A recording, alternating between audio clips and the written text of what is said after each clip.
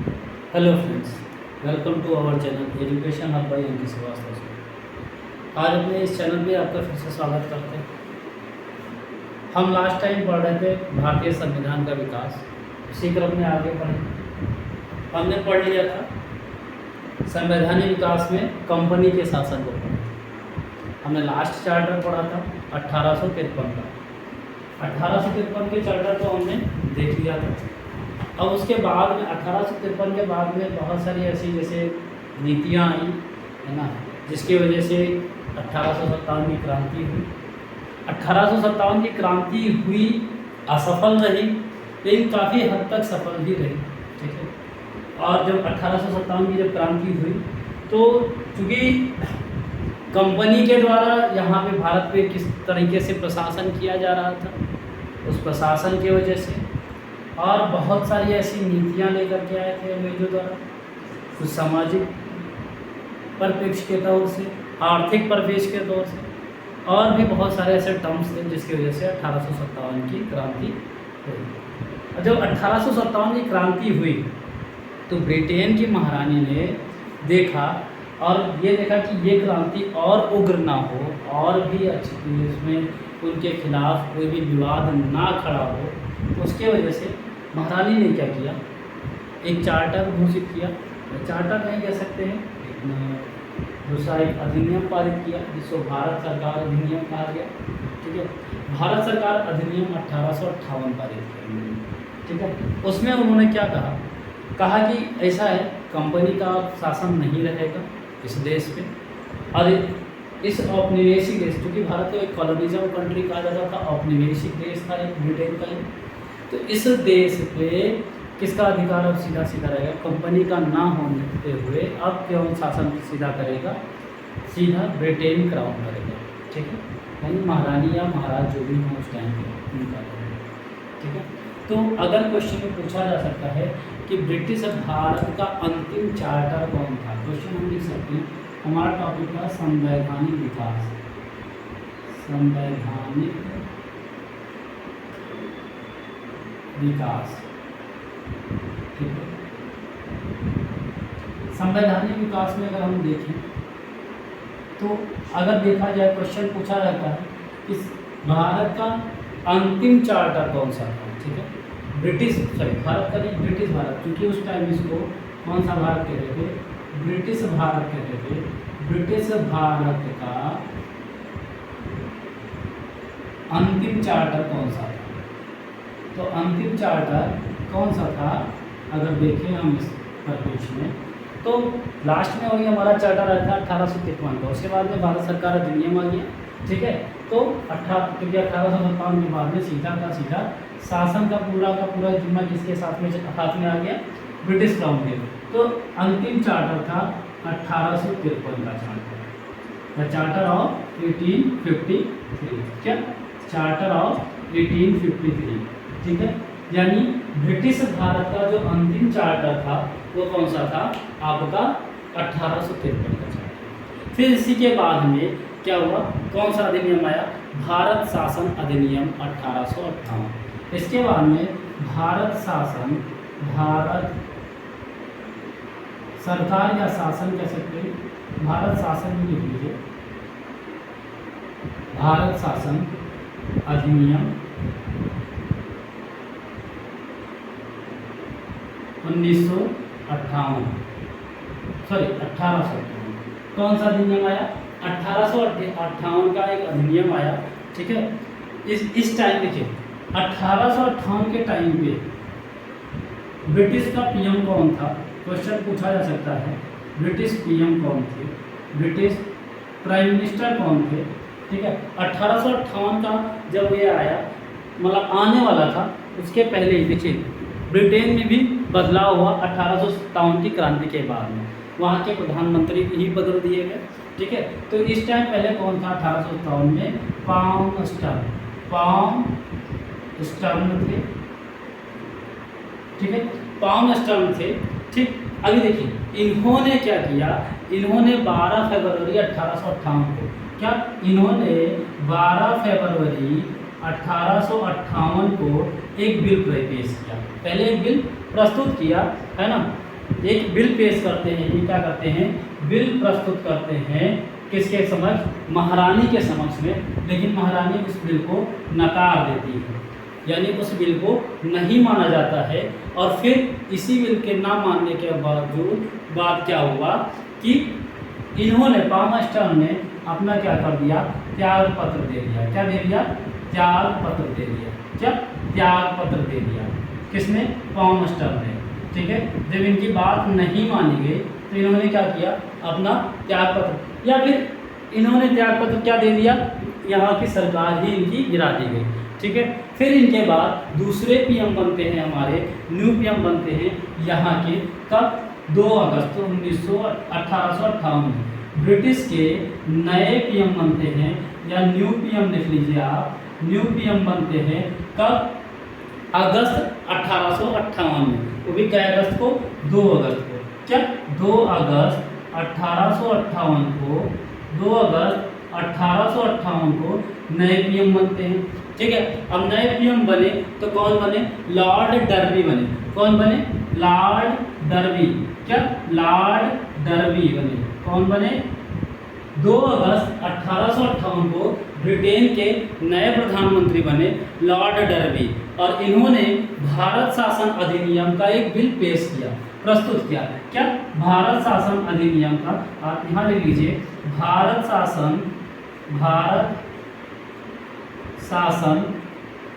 अधिनियम का, अधिनियम, क्या, भारत शासन अधिनियम बिल ये क्या करते हैं, प्रस्तुत करते हैं, यानी पेश करते हैं या सौंपते हैं, रिपोर्ट देते हैं इसकी। और इस बिल को महारानी द्वारा, इस बिल को क्या किया दिया जाता है, महारानी द्वारा ओके कर दिया जाता है, और फिर यही बिल हमारे भारत में भारत शासन अधिनियम 1858 के नाम से आता है। ठीक, क्या, भारत शासन अधिनियम, क्वेश्चन में पूछा जा सकता है कि भारत शासन अधिनियम के बिल को किसने पास करवाया, तो तत्कालीन प्रधानमंत्री लॉर्ड डर्बी जो बने थे। क्या, जो बने थे 2 अगस्त 1858 में। ठीक है, और इनके पहले किसका बिल नकार दिया गया था और सरकार गिरा दी गई थी, तो क्या होंगे, पामस्टर होंगे, जो ब्रिटेन के प्रधानमंत्री, पूर्व प्रधानमंत्री थे, है ना।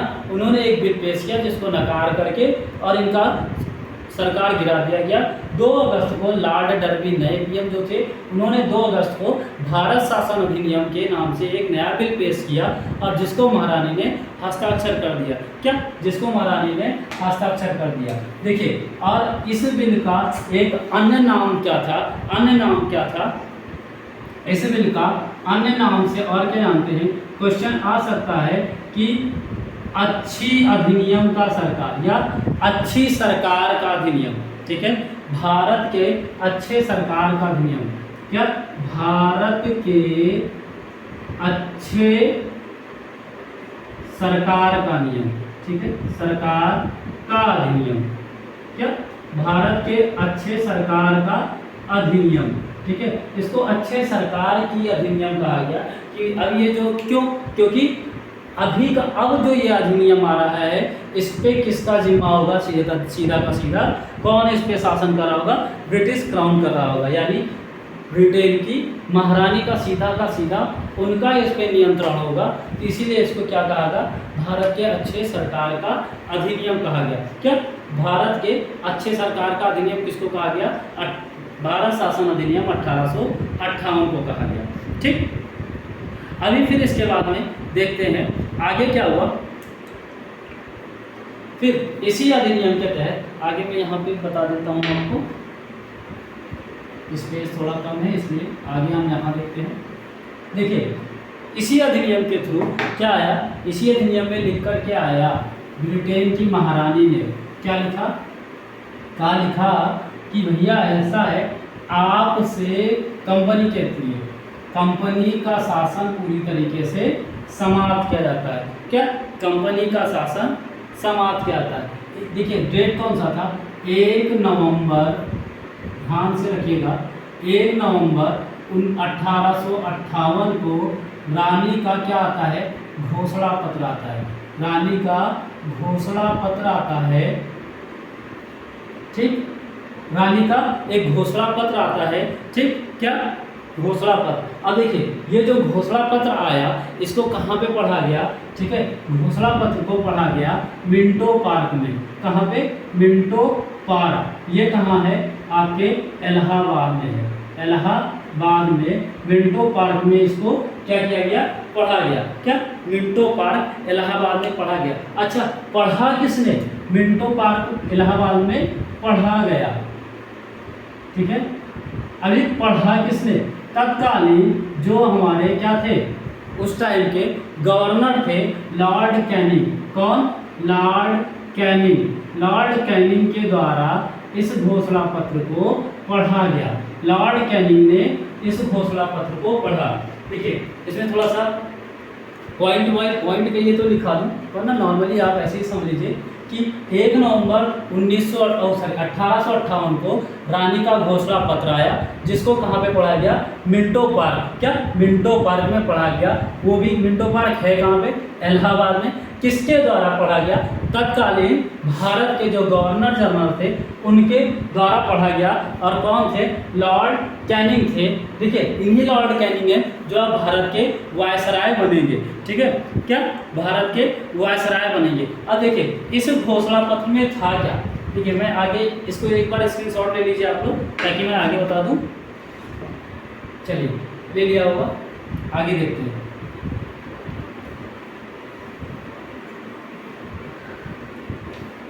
देखिए इस घोषणा पत्र को जब उन्होंने पढ़ा, ठीक,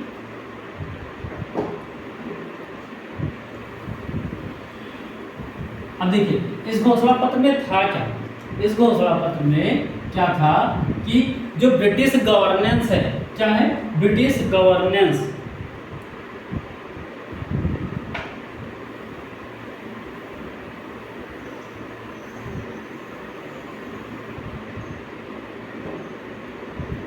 देखिए जो ब्रिटिश गवर्नेंस है यहाँ पे, यानी जो सरकार चल रही है, क्या? जो सरकार चल रही है, ब्रिटिश गवर्नेंस जो चल रही है यहाँ पे, ठीक है, इसको क्या कर लिया जाएगा? कंपनी के हाथ से, कंपनी से लेकर यानी ब्रिटिश गवर्नेंस जो यहाँ पे सरकार जो चल रही है इसको कंपनी से ले करके, ठीक है, कौन सी कंपनी? East India company. जानते ही हैं कौन सी कंपनी थी? सीधा सीधा लिख देता हूँ ताकि सही है। ईस्ट इंडिया कंपनी से ले करके अब क्या होगा? किसको हस्तांतरित कर दिया गया? ब्रिटिश क्राउन को। क्या? ब्रिटिश क्राउन को। इसी अधिनियम के तहत ब्रिटिश क्राउन को क्या किया जाता है? सारी सत्ता इनको हस्तांतरित किया जाती है। ब्रिटिश क्राउन को हस्तांतरित, ठीक है, क्या? ब्रिटिश क्राउन को हस्तांतरित। घोषणा पत्र में क्या लिखा था कि भैया ऐसा है, कंपनी का शासन अब नहीं रहेगा, हम आपसे लेकर के सारा सत्ता किसके हाथ में ले रहे हैं? स्वयं ले रहे हैं, ठीक, क्या? स्वयं ले रहे हैं। और इसी के तहत फिर क्या किया जाएगा? जब ब्रिटिश क्राउन ने ले लिया तो देखिए गवर्नर जनरल का जो पद था, गवर्नर जनरल से क्या कर दिया गया? चेंज करके वायसराय कर दिया गया। क्या? वायसराय कर दिया गया। और भारत का पहला वायसराय कौन था? भारत के पहले वायसराय कौन बने? लॉर्ड कैनिंग बने। कौन बने? लॉर्ड कैनिंग बने। क्या? लॉर्ड कैनिंग बने। और पूछा जाए अंतिम गवर्नर जनरल भी यही रहे। अंतिम गवर्नर जनरल भी यही रहे। क्या? अंतिम गवर्नर जनरल भी यही रहे। कौन? Lord Canning. क्या? Lord Canning. अगर पूछा जाए, देखिए गवर्नर जनरल का पद बदल करके वायसराय में बदला गया, किस अधिनियम के तहत? तो भारत शासन अधिनियम 1858 के तहत, ठीक, 1858 के तहत गवर्नर जनरल का पद समाप्त करके वायसराय कर दिया गया, ठीक है। फिर अगला एक क्वेश्चन पूछा जाता है कि ब्रिटिश क्राउन ने अपने हाथ में शासन सत्ता कर लिया तो भारत शासन अधिनियम 1858 के तहत कंपनी का से अधिकार लेकर ब्रिटिश क्राउन ने अपने पास हस्तांतरित कर लिया। पहला वायसराय भारत का कौन रहा? लॉर्ड कैनिंग रहा। पहला वायसराय कौन रहा? लॉर्ड कैनिंग रहा। अगर क्वेश्चन में पूछा जाए अंतिम गवर्नर जनरल कौन रहा भारत का, तो आप तभी लॉर्ड कैनिंग को टिक करेंगे। क्या? तभी लॉर्ड कैनिंग ही हमारे आंसर में होंगे। फिर एक और हुआ इसी एक्ट के थ्रू, इसी एक्ट के थ्रू, क्या? इसी एक्ट के थ्रू यानी इसी अधिनियम के जरिए, है ना, इसी अधिनियम के जरिए क्या हुआ? बोर्ड ऑफ डायरेक्टर, क्या? Board of director, board of director और बोर्ड ऑफ डायरेक्टर और क्या बना था? बोर्ड ऑफ कंट्रोल बना था। हमने बताया था आपको बोर्ड ऑफ कंट्रोल बना था, जो बोर्ड ऑफ डायरेक्टर को क्या करेगा? कंट्रोल करेगा। बोर्ड ऑफ कंट्रोल, इस पद को भी क्या कर दिया गया? समाप्त कर दिया गया। क्या? इस पद को भी क्या पूरी तरीके से समाप्त कर दिया गया। इसी एक्ट के जरिए बोर्ड ऑफ डायरेक्टर और बोर्ड ऑफ कंट्रोल को भी क्या कर दिया गया? समाप्त कर दिया गया। क्या? बोर्ड ऑफ डायरेक्टर या बोर्ड ऑफ कंट्रोल को किस अधिनियम के थ्रू समाप्त किया गया? तो भारत शासन अधिनियम 1858 के तहत किया गया। क्या? इसी के तहत किया गया। तब देखिए, जब अब इसको तो समाप्त कर दिया, तो अब कुछ ना कुछ तो वायसराय के लिए कुछ ना कुछ तो रखना ही पड़ेगा, कि वरना ये भी निरंकुश हो जाएगा। तो इसके ऊपर भी अंकुश लगाने के लिए क्या किया गया? इसके ऊपर अंकुश लगाने के लिए, जैसे बोर्ड ऑफ डायरेक्टर खत्म किया गया, बोर्ड ऑफ कंट्रोल खत्म किया गया, तो इसके स्थान पर क्या कौन सा पद सृजन किया गया? इसी एक्ट के थ्रू इसको खत्म करने के बाद इसके जगह पे, इसके स्थान पे, इसके स्थान पे क्या किया गया? भारत सचिव का पद रखा गया। क्या? भारत सचिव होगा। क्या? भारत सचिव का पद सृजन किया गया। ठीक, इसी के स्थान पे बोर्ड ऑफ डायरेक्टर और बोर्ड ऑफ कंट्रोल पद को समाप्त करके भारत का सचिव का पद यहाँ पे, यानी भारत के क्या होंगे? चीफ एग्जीक्यूटिव होंगे, यानी भारत के सचिव होंगे, है ना। ये पद यहाँ पे रखा गया, यानी चीफ सेक्रेटरी ऑफ इंडिया रखा गया। ठीक है, British India, chief secretary of British India रखा गया। अब क्वेश्चन आ सकता है चीफ सेक्रेटरी का पद किस अधिनियम के तहत आया? तो भारत शासन अधिनियम 1858 के थ्रू। ठीक, अब क्वेश्चन ये भी पूछा जा सकता है, आगे हम लोग देखते हैं इसी के आगे क्वेश्चन पूछा जा सकता है कि यहाँ तक का तो आप लोगों को चीज़ें समझ में आई होंगी, नोट भी कर ली होंगी। क्वेश्चन आगे पूछा जा सकता है बच्चों कि भारत के पहला चीफ कौन रहा?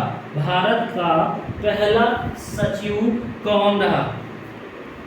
है ना, यानी ब्रिटिश भारत का। भाई जब देखिए, जब सचिव का पद बना तो कोई ना कोई तो बना ही होगा। ठीक, कोई ना कोई तो बना ही होगा। तो ब्रिटिश भारत के पहले सचिव कौन थे? ब्रिटिश, ऐसे लाइन पॉइंट वाइज बना करके लिखिएगा। ब्रिटिश भारत के प्रथम सचिव कौन रहे? प्रथम सचिव कौन रहे? स्टैनली रहे। कौन? स्टैनली। क्या? स्टैनली। कौन रहे? स्टैनली। यानी ब्रिटिश भारत का पहला सचिव कौन रहा? स्टैनली। अब देखिए, इसी में देखिए, जो ये भारत के सचिव का जो पद रखा गया, इस सचिव के टीम में, ठीक है, इस सचिव में यानी सेक्रेटरी ऑफ इंडिया में कितने सदस्य रहे? 15। कितने? 15 सदस्य रहे। 15 सदस्य मिलकर के क्या बना? एक पूरा सेक्रेटरी का टीम बना, जिसमें क्या हुआ? 8 और 7, यानी 8 और 7 सदस्य मिले। देखिए, 8 किसके द्वारा नियुक्त किए गए? ब्रिटिश क्राउन के जरिए या महारानी के जरिए क्राउन ने नियुक्त किया। क्राउन ने नियुक्त किया। ठीक है, और ये 7 किसकी तरफ से थे? ये कंपनी की तरफ से थे। कंपनी ने नियुक्त किया। ठीक है, देखिए, जो सचिव का पद बना, तो सचिव में कुल मेंबर कितने थे? 15 मेंबर थे। मुख्य कौन था? स्टैनली थे। और कितने लोगों से मिलकर के बना, 8 इधर 7 उधर, यानी 8 ब्रिटिश क्राउन ने नियुक्त किया, 7 किसने, कंपनी के द्वारा नियुक्त किया। कंपनी का सिर्फ अधिकार खत्म किया गया, यानी सिर्फ एक कहने वाली बातें थी, लूटना था किसी दूसरे जरिए से, यानी कंपनी से विश्वास भारतीयों का उठ गया था। तो ब्रिटिश क्राउन ने क्या दिखाया कि भैया हम आपके तरफ बहुत हमारा रुझान है, हम आपके हित की बात करते हैं, इसीलिए 1858 का जो भारत शासन अधिनियम आया उसको क्या नाम दिया गया था कि ये अच्छे सरकार की क्या है, अच्छी सरकार का अधिनियम है। ठीक है, तो इसमें जो सदस्य रहे सचिव में 8 आपके ब्रिटिश क्राउन की तरफ से रहे और 7 कंपनी के, टोटल 15 सदस्यों को मिला करके 15 सदस्यों को मिला करके सचिव का पद यही हुआ। ठीक है, और देखिए जो ये 15 सदस्य थे ये कहाँ से बिलोंग करते थे, ब्रिटिश संसद से, ब्रिटिश संसद के सदस्य थे, ब्रिटिश संसद के सदस्य थे। ठीक है, उन्हीं में से सचिव को चुना गया। ठीक, और देखिए और इसी एक्ट के जरिए जो याद कीजिएगा आपको अभी पढ़ाया जाएगा महालेखा नियंत्रक परीक्षक यानी CAG, तो पहला CAG नहीं कहेंगे, पहला AG यानी महालेखा परीक्षक का पद भी बना, महालेखा परीक्षक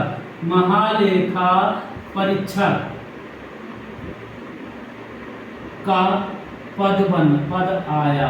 ठीक है, यानी इसी अभी पूछा जाए कि देखिए ये AG है, नॉट अ CAG। ठीक है, CAG तो अब हुए, इसमें महालेखा नियंत्रक परीक्षक, नियंत्रक को भी जोड़ा गया। ठीक है, लेकिन उसके पहले भारत शासन अधिनियम 1858 के तहत AG का गठन हुआ, महालेखा परीक्षक के पद का भी गठन हुआ। बाकी इसमें और कुछ नहीं है, तो एक बार मोटा मोटी इसको रिपीट करके देख लेते हैं कि भारत शासन अधिनियम 1858 का अन्य नाम क्या था कि अच्छे सरकार का अधिनियम था। इस टाइम PM कौन थे, इस अधिनियम के आने के पहले कौन थे, पामस्टर्न थे, जिन्होंने बिल को पास कराने के लिए किया, लेकिन बिल पास नहीं हुआ, जिसकी वजह से उनको क्या देना पड़ा, त्यागपत्र देना पड़ा। फिर उसके बाद में एक जॉन डर्बी बनते हैं आपके, ठीक है, सॉरी लॉर्ड डर्बी बनते हैं, कब, 2 अगस्त 1858 में उन्होंने भी बिल पेश किया भारत शासन अधिनियम 1858 के नाम से, जिस पर महारानी ने हस्ताक्षर कर दिया। और महारानी ने जब हस्ताक्षर कर दिया तो वो जब बिल आया, यानी महारानी की तरफ से घोषणा पत्र आया, उस घोषणा पत्र को कहाँ पढ़ा गया, मिंटो पार्क इलाहाबाद में पढ़ा गया। किसके द्वारा, तत्कालीन गवर्नर जनरल कौन, लॉर्ड कैनिंग के द्वारा पढ़ा गया। कहाँ पे, मिंटो पार्क इलाहाबाद में पढ़ा गया। अब जब उसमें पढ़े वो तो उन्होंने क्या देखा, उन्होंने देखा कि भैया कंपनी का शासन पूरी तरीके से हस्तांतरित कर दिया जा रहा है, किसके पास, सीधा ब्रिटिश क्राउन अपने पास ले रहा है। अब क्या होगा, और उसमें और क्या कहा गया कि गवर्नर जनरल के पद को खत्म करके अब कौन होगा, वायसराय होगा। कौन होगा, वायसराय होगा। वायसराय का मतलब क्या होता है, वायसराय का मतलब ही होता है कि राजा या रानी का प्रतिनिधित्व करने वाला। ठीक है, तो वायसराय होगा। ठीक, अभी और क्या कहा गया कि बोर्ड ऑफ डायरेक्टर और बोर्ड ऑफ कंट्रोल को भी समाप्त किया जाता है। अब वायसराय की हेल्प करने के, फिर वायसराय उसमें सीधा सीधा ये भी लिखा रहा कि वायसराय की हेल्प करने के लिए क्या बनाया जा रहा है कि भारत का सचिव नाम का एक नया पद बनाया जा रहा है, जिसमें कुल कितने सदस्य होंगे, 15 सदस्य होंगे, जिसमें 8 क्या कौन से होंगे, आपके क्राउन के द्वारा नियुक्त किए जाएंगे और 7 कौन होंगे, कंपनी के द्वारा जो नियुक्त किए जाएंगे। लेकिन उसमें भी कंडीशन क्या है कि जो भी ये सदस्य होंगे ये सारे के सारे कहाँ के होंगे, ब्रिटिश संसद के सदस्य होंगे। ठीक, और फिर इसी अधिनियम के द्वारा क्या कहा गया कि आपका एक AG का एक और पद गठित किया जाता है कि महालेखा परीक्षक का भी पद, AG का पद इसमें होगा। और क्वेश्चन में पूछा जा सकता है कि भारत का पहला सचिव कौन रहा, तो स्टैनली। मेंबर कितने थे, 15, 8 क्राउन के द्वारा, 7 कंपनी के द्वारा। ठीक, यहाँ तक का क्लियर होगा। उम्मीद करते हैं चीज़ें आपको समझ में आ रही होंगी। ठीक है, फिर इसके बाद में हमारा अगला अधिनियम कौन सा आता है, हमारा आता है भारतीय परिषद अधिनियम 1861। 58 के 3 साल के बाद में परिषद अधिनियम आता है ना। क्या इंडियन काउंसिल एक्ट, क्या इंडियन काउंसिल एक्ट 1861। अभी हमने क्या देखा, भारत शासन अधिनियम देखा, यानी गवर्नमेंट ऑफ या गवर्नेंस ऑफ इंडिया एक्ट आया 1858, उसके बारे में देखा। अब हम देखेंगे किसके बारे में चर्चा होगी, Indian council act 1861, Indian council act 1861। देखिए इसी को क्या कहा जाता है, देखिए ये एक ऐसा रहा 1861 जिसको क्या कहा जाता है, इसको अन्य नाम से भी जानते हैं। ये जब आया तो भारत में क्या जो लिखित संविधान है, क्या लिखित संविधान की नींव किसने रखी, इसी अधिनियम में। किसने, 1861 में। ठीक है, भारत परिषदीय अधिनियम, जो भारतीय परिषद अधिनियम रहा, क्या भारतीय, इसको बीच में लिखते हैं ताकि आपको चीजें और अच्छे से समझाई जा सके। देखिए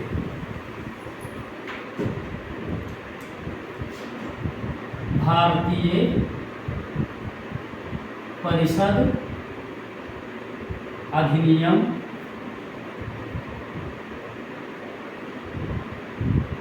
1861, क्या भारतीय परिषद अधिनियम 1861। अब देखिए इस अधिनियम ने क्या किया,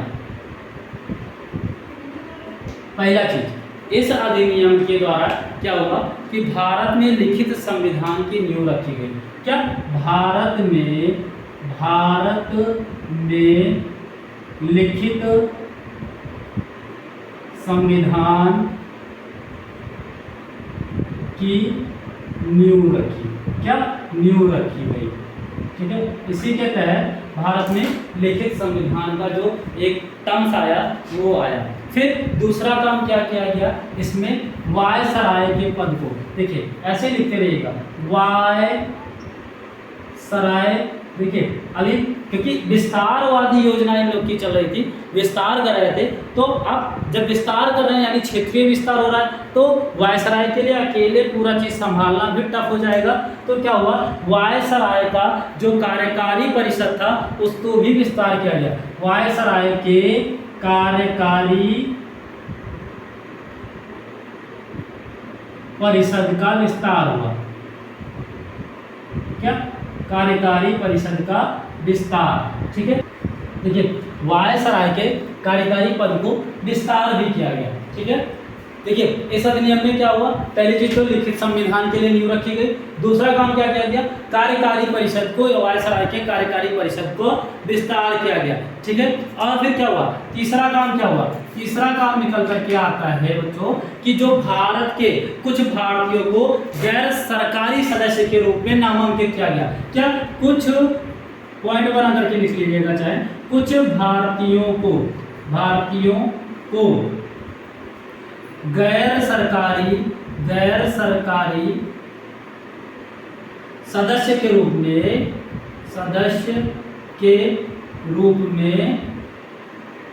क्या कुछ भारतीयों को गैर सरकारी सदस्य के रूप में क्या किया गया, नामांकित किया गया। ठीक है, ताकि अब इसमें कोई कुछ इनके कार्यकारी सदस्य में कुछ ये भी आ जाएंगे, नामांकित किया गया। अब देखिए अब किसे किसे नामांकित किया गया, पहली चीज तो ये, पहला कौन, बनारस के राजा, कौन, बनारस के राजा। दूसरा कौन, पटियाला के महाराज, कौन, पटियाला के महाराज, पटियाला के महाराज। तीसरा कौन, सर दिनकर राव, तीसरा कौन, सर दिनकर राव। इन तीन लोगों को क्या किया गया, इसमें ऐड किया गया। ठीक है, यानी क्या किया गया, भारत परिषद अधिनियम 1861 के लिए वायसराय के पहले कार्यकारी परिषद का विस्तार किया गया, और उसके लिए भी क्या किया गया, कुछ भारतीयों को गैर सरकारी, क्योंकि सरकारी तो थे नहीं, गैर सरकारी पद सदस्य के रूप में इनको नामांकित किया गया। किसको किसको, बनारस के राजा को, पटियाला के राजा को और सर दिनकर राव को, इनको क्या किया गया, नामांकित किया गया। ठीक, क्या किया गया, नामांकित किया गया। इसी के तहत और क्या किया गया, देखिए 3 हाई कोर्ट बने, 3 हाई कोर्ट बने।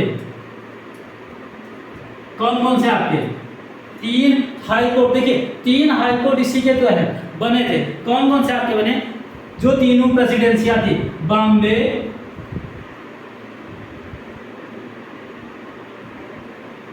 कोलकाता और मद्रास। ठीक है, बॉम्बे, कोलकाता और मद्रास में क्या किया, 3 छोरे क्या बनाया, 3 हाई कोर्ट बनाया गया। कब, 1862 में। इसी अधिनियम के थ्रू 3 उच्च न्यायालय, देखिए उधर तो आपका बताया था मैंने क्या, 1772 में जो सुप्रीम कोर्ट बना था वो कलकत्ता में बना, लेकिन 1862 के थ्रू तीनों प्रेसिडेंसियों में क्या, 1861 के भारतीय परिषद अधिनियम के तहत क्या किया गया, हाई कोर्ट बनाया गया। क्या, हाई कोर्ट बनाया गया। और देखिए इसको अन्य नाम से, देखिए इसका अन्य नाम क्या क्या था, अन्य नाम अगर देखा जाए, अन्य नाम क्या क्या था, इस अधिनियम को अन्य नाम क्या कहा गया, इसका अन्य नाम रहा हमारा सहयोग की नीति और उदार निरंकुशता। क्या, सहयोग की नीति, सहयोग की नीति, इसको कहा गया कि ये क्या है, सहयोग की नीति है या उदार निरंकुशता। क्या, उदार निरंकुशता, इसको 2 अन्य नामों से भी जाना जाता है। अगर क्वेश्चन में आ जाए कि उदार निरंकुशता क्या है, तो आप सीधा कहोगे भारत परिषद अधिनियम 1861 का अन्य नाम। या कहा जाए सहयोग की नीति किस अधिनियम को कहा जाता है, तो भारत परिषद अधिनियम 1861 को कहा जाता है। फिर नेक्स्ट इसमें क्या हुआ, देखिए और क्या हुआ, केंद्रीय कार्यकारिणी परिषद को, जो केंद्रीय कार्यकारिणी परिषद थे, क्या, केंद्रीय कार्यकारिणी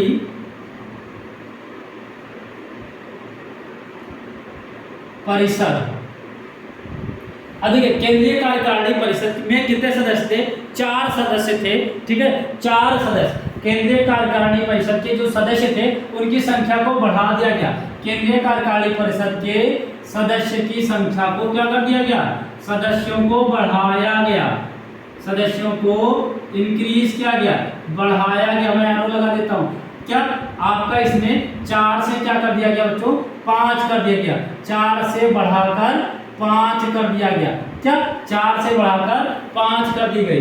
यानी केंद्रीय कार्यकारिणी परिषद में जहां तक अभी 4 सदस्य हुआ करते थे, अब कितने होंगे, 5 होंगे। ठीक है, भारत परिषद अधिनियम 1861 में क्या हुआ, ये क्या था, भारत में लिखित संविधान की नींव रखी गई।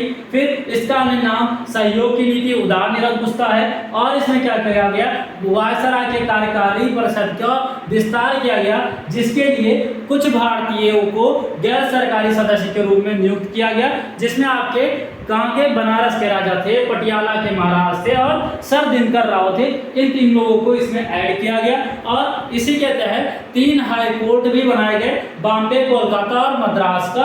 और क्या किया गया, केंद्रीय कार्यकारिणी परिषद को भी बढ़ाया गया। उसमें जहां अभी तक 4 मेंबर हुआ करते थे, अब कितने मेंबर होंगे, 5 मेंबर होंगे। भारत परिषद अधिनियम 1861 समाप्त। अब इसमें और कुछ नहीं है। ठीक है, अब इसके बाद हमारा आ जाता है, इसका एक बार आप लोग स्क्रीनशॉट ले लीजिए। फिर आगे हम देखते हैं भारतीय परिषद अधिनियम 1909 क्या आता है। इसके बाद भारतीय परिषद अधिनियम 1909 यानी Indian council act 1909, Indian council act 1909।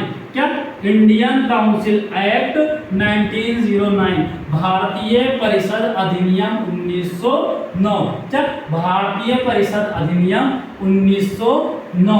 ठीक, इसके बारे में हम चर्चा करेंगे।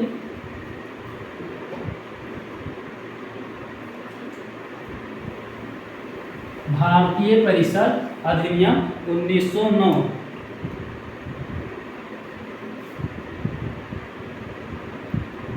भारतीय परिषद अधिनियम 1909। अच्छा, पहली चीज, सबसे पहली चीज देखिए, ये किसके सिफारिश से आया, सर अरुणेल। किसके सिफारिश से आया, सर अरुणेल की सिफारिश से, सर अरुणेल की सिफारिश से। अरुणेल। किसकी सिफारिश से? सर अरुणेल की सिफारिश से ये अधिनियम आया। कौन सा? Indian council act 1909। और इसका क्या है, इसका अन्य नाम अगर हम देखें, क्या अन्य नाम क्या है? अन्य नाम क्या है? इसी को देखिए, हम जानते हैं मार्ले मिंटो सुधार अधिनियम। क्या? मार्ले मिंटो सुधार अधिनियम। मार्ले मिंटो सुधार अधिनियम। ठीक, मार्ले मिंटो सुधार अधिनियम किसको कहा जाता है? भारत संसदीय अधिनियम 1909 को, इसको अन्य नाम से जाना जाता है। फिर इसमें अगला क्या हुआ बच्चों? इसमें अगला क्या हुआ? देखिए, पहला कम्युनल जो इलेक्शन हुआ, यानी सांप्रदायिक निर्वाचन, पहला सांप्रदायिक निर्वाचन। क्या? पहला सांप्रदायिक निर्वाचन। देखिए, फूट डालो राज करो की नीति, पहला सांप्रदायिक निर्वाचन या चुनाव हुआ, निर्वाचन इसी के तहत हुआ। कब? 1909 में। इसमें क्या किया गया उसको नोट कर लीजिए, चाहे ऐसे ही समझ लीजिए। इसमें क्या हुआ? पहली बार मुस्लिमों के लिए अलग क्षेत्र बनाया गया कि वो चुनाव लड़ सकेंगे। मुस्लिमों के लिए अलग चुनाव लड़ने की व्यवस्था, मुस्लिम के लिए, मुस्लिम अलग से चुनाव लड़ने की व्यवस्था, अलग चुनाव लड़ने की व्यवस्था। क्या? अलग चुनाव लड़ने की व्यवस्था की गई। देखिए, इनका यही मतलब मकसद था कि जैसे अभी क्या था, उसी टाइम ड्यूरेशन पे हर एक जगह 1857 के बाद में क्या हुआ, क्रांति बढ़ती रही, है ना, हिंदू मुस्लिम सब एक साथ आते रहे। ठीक है, इसके लिए क्या किया गया इन्होंने? पहले बंगाल विभाजन का उधर का सिस्टम किया, वहां से काम नहीं बना, फिर ये और भी तोड़ना चाहिए, क्योंकि हिंदू मुस्लिम जब एक साथ थे तो फिर ये अंग्रेज डर चुके थे कि अभी क्या होगा, हमारा रहना दूभर हो जाएगा। तो ये क्या करने का कोशिश करने लगे, फूट डालो राज करो। इसके लिए पहला इन्होंने क्या किया, मुस्लिमों के लिए अलग चुनाव लड़ने की व्यवस्था यहाँ पे इन्होंने की। ठीक है, यानी इसीलिए देखिए, अब इसी के वजह से मिंटो को, किसको? मार्ले ने मिंटो को सुधार करने के लिए कहा, लेकिन इसने क्या कर दिया, सांप्रदायिक चुनाव करवाया। तो मिंटो को इसीलिए क्या कहा जाता है, सांप्रदायिक मतदाता का, सांप्रदायिक मतदाता का पिता कहा जाता है। क्या? सांप्रदायिक मतदाता का पिता। किसको? मिंटो को। मिंटो को सांप्रदायिक मतदाता का पिता कहा जाता है। क्या? सांप्रदायिक मतदाता का पिता कौन है? मिंटो को कहा जाता है। किसको? मिंटो को कहा जाता है। ठीक है, और देखिए इसी के तहत क्या किया गया, केंद्रीय विधान परिषद जो था, क्या? केंद्रीय विधान परिषद के सदस्यों की संख्या भी क्या की गई, बढ़ा दी गई। केंद्रीय विधान परिषद के सदस्यों को क्या किया गया, बढ़ा दिया गया।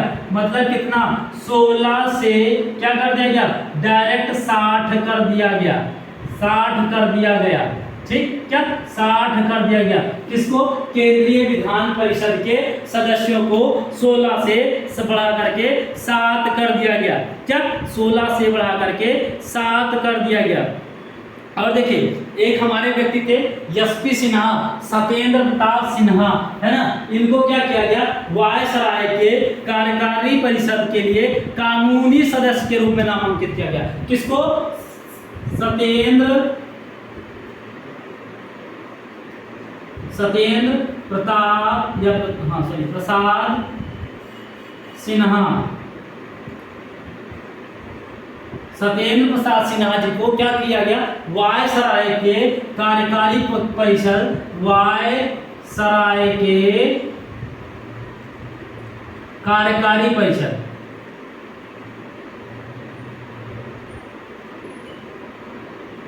कार्यकारी परिषद के लिए क्या क्या चुना गया, इनको कानून सदस्य चुना गया, या कानूनी यानी वैधानिक कानूनी सदस्य चुना गया। क्या?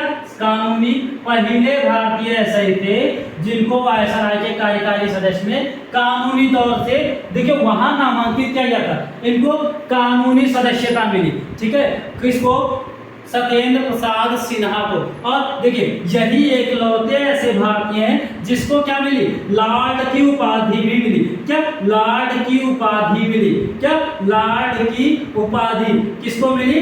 आपके सत्येंद्र प्रसाद सिन्हा जी को लॉर्ड की उपाधि दी गई या मिली।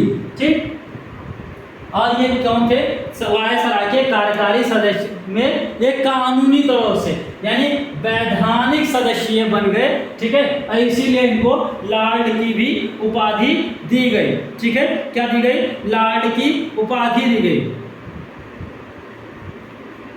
और देखिए, और इसी कार्यकारी जो इनका कार्यकारी वायसराय का जो भारतीय परिषद, वायसराय का नहीं, ये तो वायसराय के कार्यकारी परिषद में थे, लेकिन जो भारतीय परिषद का जो है, भारतीय परिषद के कार्यकारी सदस्य में पहली बार भारतीयों को शामिल किया गया। क्या?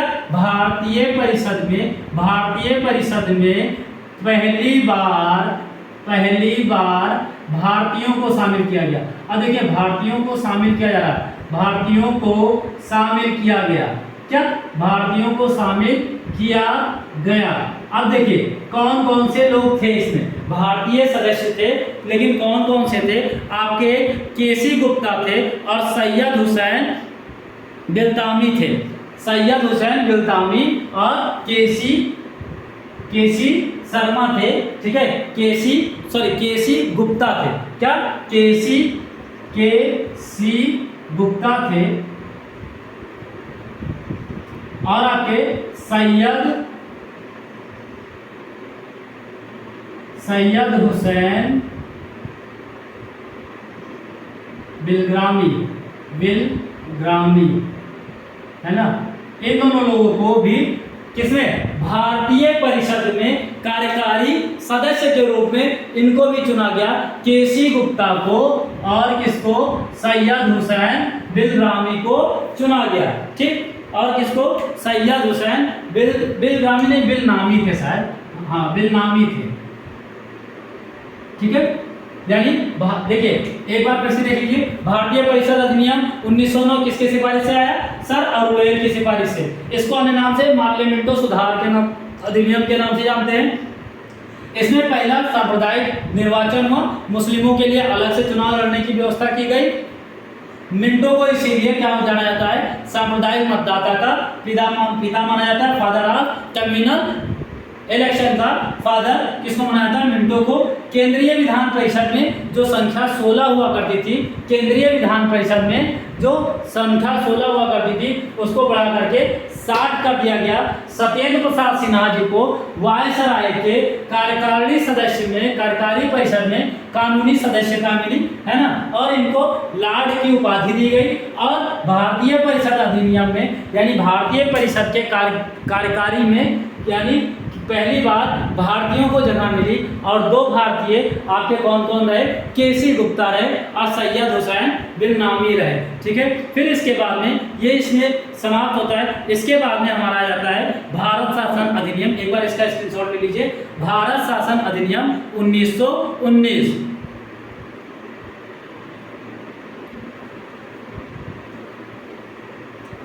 चलिए, भारत शासन अधिनियम गवर्नेंस ऑफ इंडिया अधिनियम 1919।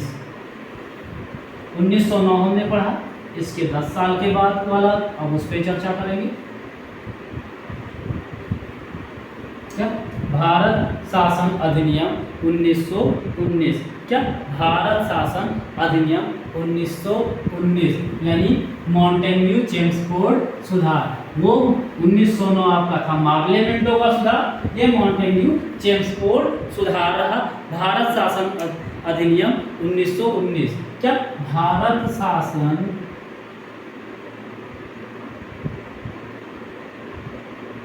अधिनियम 1919।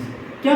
भारत शासन यानी गवर्नेंस ऑफ इंडिया एक्ट 1919। ठीक है, अन्य नाम क्या है इसका? अन्य नाम ऐसे पॉइंट वाइज पॉइंट लिख सकते हैं हम लोग। अन्य नाम क्या है इसका? अन्य नाम मॉन्टेग्यू चेम्सफोर्ड सुधार। मॉन्टेग्यू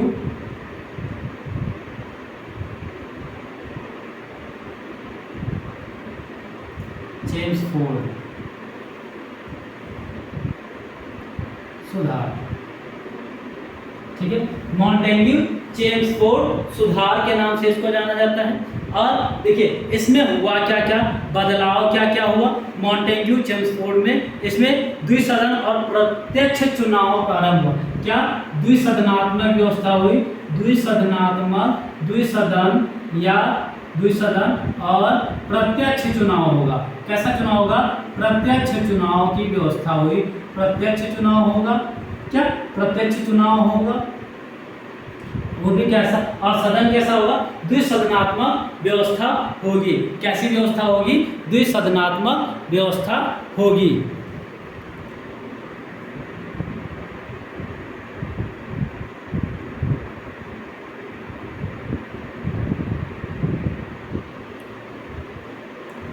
ठीक, द्विसदनात्मक व्यवस्था होगी। देखिए और क्या हुआ इसमें? क्या होगा देखिए, और क्या किया गया इसमें? जो भारत का सचिव जो बनाया गया था आपका, भारत का सचिव जो आपका बनाया गया था आपके 1858 वाले उसमें, ठीक है, भारत शासन अधिनियम 1858 में जो बनाया गया था, तो भारत के सचिव की सहायता के लिए हाई कमिश्नर की नियुक्ति की गई। क्या? भारत के सचिव की सहायता के लिए क्या हुआ इसमें? हाई कमीशन यानी हाई कमिश्नर की नियुक्ति की गई। क्या? हाई कमिश्नर की नियुक्ति की गई। यानी अब इसके लिए इसका हेल्प करने के लिए कौन आएगा? हाई कमिश्नर की नियुक्ति।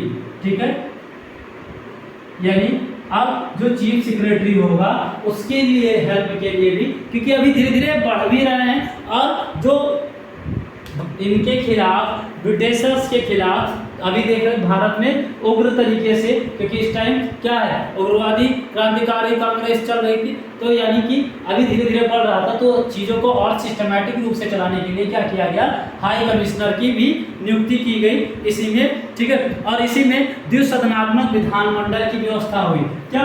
द्विसदनात्मक जैसे अभी हमने ऊपर भी बताया था, द्विसदनात्मक विधानमंडल की व्यवस्था हुई। विधानमंडल की व्यवस्था। ठीक है, अब देखिए कौन विधानमंडल में द्विसदन हुआ जब, तो इसमें कौन कौन बटे? देखिए हुई तो इसी टाइम, लेकिन कब? अभी पहले देखिए कौन कौन से दो भाग में जब द्विसदनात्मक हुआ, तो पहला एक उच्च सदन बना और दूसरा निम्न सदन बना। ठीक है, देखिए अब ये व्यवस्था इसी टाइम पे हुई, लेकिन लागू कब हुई? द्विसदनात्मक लागू कब हुई? यहाँ लिख सकते हैं हम, द्विसदनात्मक कब लागू हुई? 1924 से लागू हुई। लागू कब से हुई? 1924 से, सॉरी 1921 से लागू हुई। कब से? 1921 से लागू हुई द्विसदनात्मक विधान मंडल की व्यवस्था। 1921 से लागू हुई, लेकिन भारत शासन अधिनियम 1919 के तहत हुई। दो सदन बनाए गए, कौन कौन से? उच्च सदन और निम्न सदन। और जैसे उच्च सदन को क्या कहा गया? राज्य परिषद, और इसको क्या कहा गया? राज्य परिषद कहा गया। और इसको क्या कहा गया? निम्न सदन को क्या कहा गया? केंद्रीय विधानसभा। क्या कहा गया? केंद्रीय विधानसभा। क्या? केंद्रीय विधानसभा। अब देखिए जब द्विसदनात्मक व्यवस्था हुई तो दोनों सदन के लिए कार्य भी अलग अलग बांट दिए जाएंगे, यानी अलग अलग सूचियां होंगी। अब देखिए पहले उससे भी पहले देखिए, अब राज्य परिषद इसमें सदस्यों की संख्या कितनी थी? 60 सदस्य। कितने? 60 सदस्य। और इसमें टोटल केंद्रीय विधानसभा में 145 सदस्य, जिसमें से 35 क्या हुए? निर्वाचित होकर के आए। और शेष को क्या किया गया? शेष को मनोनीत कर लिया गया। शेष मनोनीत होकर के आए। ठीक, 145 में 35 क्या हुए? निर्वाचित होकर के आए और शेष क्या हुए, मनोनीत होकर के आ गए। अब देखिए विधानमंडल, देखिए जो ये आपका केंद्रीय विधानमंडल रहा, इस केंद्रीय विधानमंडल के क्वेश्चन आ सकता है, केंद्रीय विधानमंडल के लिख लीजिएगा, केंद्रीय विधानमंडल के प्रथम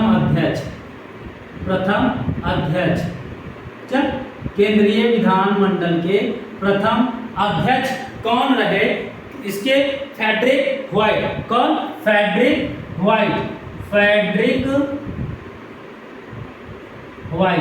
कौन, फ्रेडरिक व्हाइट। इसमें कुछ पॉइंट्स ज़्यादा हैं, इसीलिए आप लोग ध्यान से समझिएगा। केंद्रीय विधानमंडल का जो प्रथम अध्यक्ष रहा वो फ्रेडरिक व्हाइट रहे। अच्छा, क्वेश्चन में पूछा जाता है प्रथम भारतीय अध्यक्ष कौन रहे, प्रथम भारतीय अध्यक्ष कौन रहे, आपके विट्ठल भाई पटेल, कौन, विट्ठल भाई पटेल, क्या, विट्ठल भाई पटेल, क्या, विट्ठल भाई पटेल। और कब, 1925 में ये बने, कब, 1925 में बने, ठीक, कब बने, 1925 में बने। भारत शासन अधिनियम को, देखिए एक बार इसको रिपीट कर लेते हैं, भारत शासन अधिनियम को मॉन्टेग्यू चेम्सफोर्ड सुधार के नाम से भी जाना जाता है। इसमें क्या किया गया, द्विसदन और प्रत्यक्ष चुनाव की व्यवस्था की गई, भारत के सचिव की सहायता के लिए हाई कमिश्नर की नियुक्ति की गई, द्विसदनात्मक विधानमंडल की व्यवस्था की गई और सदन को दो भागों में बांटा गया, उच्च सदन और निम्न सदन। उच्च सदन में राज्य परिषद होते थे यानी स्टेट पॉलिसीज होती थी, और इसमें कौन होते थे, केंद्रीय विधानसभा होते थे। राज्य परिषद में 60 सदस्य हुआ करते थे और केंद्रीय विधान परिषद में 145, जिसमें 35 क्या होते थे, निर्वाचित होकर के आए थे, बाकी शेष क्या थे, मनोनीत होकर के आए थे। केंद्रीय विधानमंडल का, अब जब केंद्रीय विधानमंडल का पहला अध्यक्ष कौन था, फ्रेडरिक व्हाइट थे, और पहले भारतीय कौन थे, विट्ठल भाई पटेल थे। नेक्स्ट, इसी के आगे क्या देखते हैं, इसी अधिनियम के तहत, क्या, इसी अधिनियम के तहत बजट पे बहस करने की केंद्र को व्यवस्था दी गई, केंद्रीय विधानसभा को, या इसी अधिनियम के द्वारा विधानसभा को बजट पर बहस करने का अधिकार मिला। यहाँ लिख सकते हैं, इसी के द्वारा क्या हुआ, केंद्रीय विधानसभा को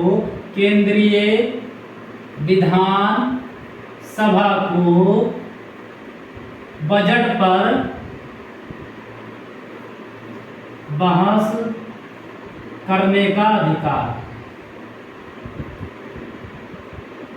बजट पर, अब देखिए बजट पर बहस करने का अधिकार किसको मिला, केंद्रीय विधान परिषद को मिला, ठीक है।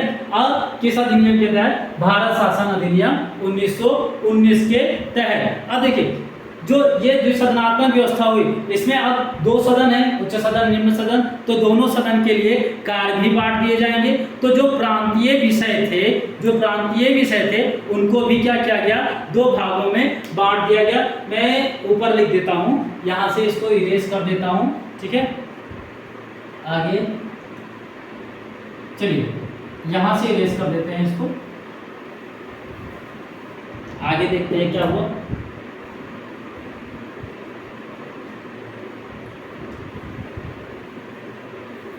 जो हमारा प्रांतीय विषय था, इसको भी क्या किया गया, प्रांतीय विषय था, इसको भी दो भागों में बांट दिया गया। पहला किसमें, सुरक्षित विषय में रखा गया, और दूसरा किसमें, सुरक्षित या आरक्षित, यानी जो प्रोविंशियल सब्जेक्ट थे, इंग्लिश में भी लिख देता हूं, प्रोविंशियल सब्जेक्ट जो थे, इसको दो भागों में बांटा गया। पहला तो रिजर्व में, और दूसरा ट्रांसफरेबल, यानी ये आरक्षित में रखा गया, कुछ को क्या आरक्षित विषय रखा गया, क्या आरक्षित विषय, और दूसरा हस्तांतरित रखा गया, जो हस्तांतरित भी हो सकता है, हस्तांतरित विषय। अब देखिए आरक्षित विषय में क्या क्या चीजें आई, आरक्षित विषय में यहां लिख देते हैं, आरक्षित विषय, क्या आरक्षित विषय में कौन कौन सी चीजें आई, आपका रेवेन्यू आ गया, यानी राजस्व आया, पुलिस आया, और न्याय, राजस्व, पुलिस और न्याय, यानी रेवेन्यू जो होगा, राजस्व, पुलिस यानी पुलिस का विषय, रेवेन्यू का विषय, और न्याय यानी ज्यूडिशरी, न्याय का विषय किस आरक्षित होगा, ये रिजर्व्ड होगा, यानी क्या होगा, ये रिजर्व्ड होगा। और हस्तांतरित विषय में क्या किया गया, हस्तांतरित विषय में आपके शिक्षा को रखा गया, सेल्फ गवर्नेंस को रखा गया और हेल्थ को रखा गया। इसमें हस्तांतरित विषय में क्या क्या आया, आपका शिक्षा आया और आपका स्थानीय स्वशासन आया, स्थानीय स्वशासन आया, और क्या आया, स्वास्थ्य आया। ठीक है, इसमें क्या क्या चीजें आई, शिक्षा, स्थानीय स्वशासन और स्वास्थ्य। ठीक है, इसमें क्या क्या चीजें आई, स्थानीय शिक्षा, स्वशासन, स्थानीय स्वशासन, शिक्षा और स्वास्थ्य आई। और आरक्षित में रिजर्व में क्या आया, रिजर्व में क्या आया, राजस्व आया, पुलिस आया और न्याय आया। ठीक है, इसमें क्या आया, आपके हस्तांतरित विषय में शिक्षा, स्थानीय स्वशासन और स्वास्थ्य आया। ठीक है, यानी एक बार इसको रिपीट मार देते हैं हम। भारत शासन अधिनियम मॉन्टेग्यू चेम्सफोर्ड सुधार के नाम से जाना गया। ठीक है, और दूसरा क्या, दूसरा पॉइंट इसमें क्या निकल करके आता है कि इसमें इसको द्विसदन और खुले चुनाव या क्या कहते हैं, खुला मतदान या प्रत्यक्ष चुनाव की प्रक्रिया शुरू की गई, यानी द्विसदनात्मक व्यवस्था की गई, प्रत्यक्ष चुनाव किया गया। तीसरा टाइम क्या था, इसमें भारत के सचिव के लिए का सहायता के लिए, भारत के सचिव की सहायता के लिए हाई कमिश्नर की नियुक्ति की गई। द्विसदनात्मक विधानमंडल की व्यवस्था की गई, जिसमें सदन को दो भागों में बांटा गया, उच्च सदन और निम्न सदन। उच्च सदन में राज्य परिषद को रखा गया, जिसमें 60 सदस्य हुआ करते थे। निम्न सदन को केंद्रीय विधानसभा कहा गया, जिसमें 145 सदस्य थे, उसमें 35 निर्वाचित होकर के आए थे। शेष जो बचे थे आपके 110 के आसपास, वो क्या हुए थे, मनोनीत होकर के आए थे। केंद्रीय विधानमंडल का जो पहला अध्यक्ष थे वो आपके फ्रेडरिक वाइट थे। प्रथम भारतीय अध्यक्ष जो बने केंद्रीय विधानमंडल के, विठल भाई पटेल बने, 1925 में बने। और जो क्या हुआ, इसमें प्रांतीय विषय जो थे, यानी जो रीजनल या प्रोविंशियल जो सब्जेक्ट थे, उसको भी दो भागों में बांटा गया। एक को रिजर्व में रखा गया, यानी आरक्षित विषय माना गया। दूसरे को ट्रांसफरेबल समझा गया, यानी हस्तांतरित विषय के उसमें रखा गया। अब आरक्षित विषय में किसको किसको रखा गया, राजस्व को रखा गया, पुलिस के विषय को रखा गया, न्याय के विषय को रखा गया। लेकिन हस्तांतरित में किसको किसको रखा गया, शिक्षा की व्यवस्था होगी, स्थानीय स्वशासन की जो व्यवस्था है और स्वास्थ्य की जो व्यवस्था है वो हस्तांतरित में रखी गई। ठीक है, इसी प्रकार इस अधिनियम को और क्या क्या जानते हैं, इस अधिनियम ने क्या क्या, दोहरा शासन की व्यवस्था की। दोहरा शासन प्रणाली की व्यवस्था किस अधिनियम ने की, भारत शासन अधिनियम। दोहरा शासन अधिनियम या दोहरा शासन करने की जो प्रणाली थी, दोहरा शासन अधिनियम में लिखते हुए दोहरा शासन प्रणाली प्रारंभ हुई।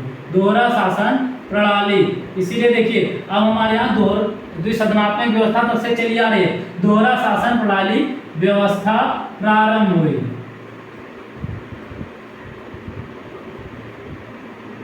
ठीक है, यानी भारत शासन अधिनियम 1919 के तहत क्या, इसको क्या कहा गया, मॉन्टेग्यू चेम्सफोर्ड सुधार कहा गया। क्या, मॉन्टेग्यू चेम्सफोर्ड सुधार कहा गया। और इसमें भारत के सचिव को सहायता देने के लिए हाई कमिश्नर की नियुक्ति की गई। इसमें द्विसदन किया गया, द्विसदनात्मक व्यवस्था हुई, प्रत्यक्ष चुनाव की भी व्यवस्था हुई। और क्या किया गया, भारत के सचिव को सहायता देने के लिए हाई कमिश्नर की नियुक्ति की गई। और द्विसदनात्मक विधानमंडल की व्यवस्था हुई, जिसमें उच्च सदन और निम्न सदन की व्यवस्था की गई। उच्च सदन में राज्य परिषद हुआ करते थे, निम्न सदन में केंद्रीय विधानसभा। ठीक है, राज्य परिषद में कुल 60 सदस्य थे उस टाइम, और निम्न सदन में यानी केंद्रीय विधान परिषद में कितने थे, 145 सदस्य थे, जिसमें 35 निर्वाचित होकर के आए और शेष मनोनीत होकर के आए। और केंद्रीय विधानमंडल का पहला अध्यक्ष कौन था, फ्रेडरिक वाइट थे। और पहले भारतीय अध्यक्ष कौन बने, विठल भाई पटेल बने। ठीक है, और क्या किया गया, इसमें प्रांतीय विषय को भी दो भागों में बांटा गया।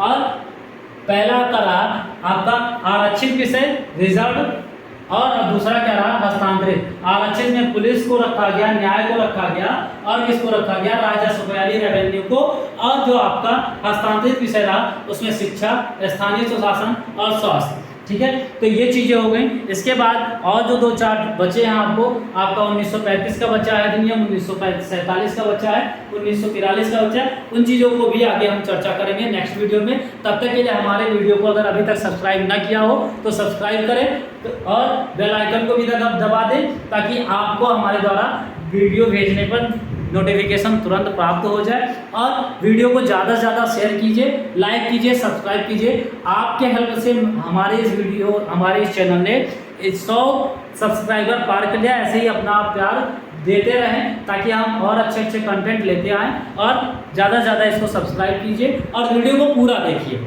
ठीक है, थैंक यू।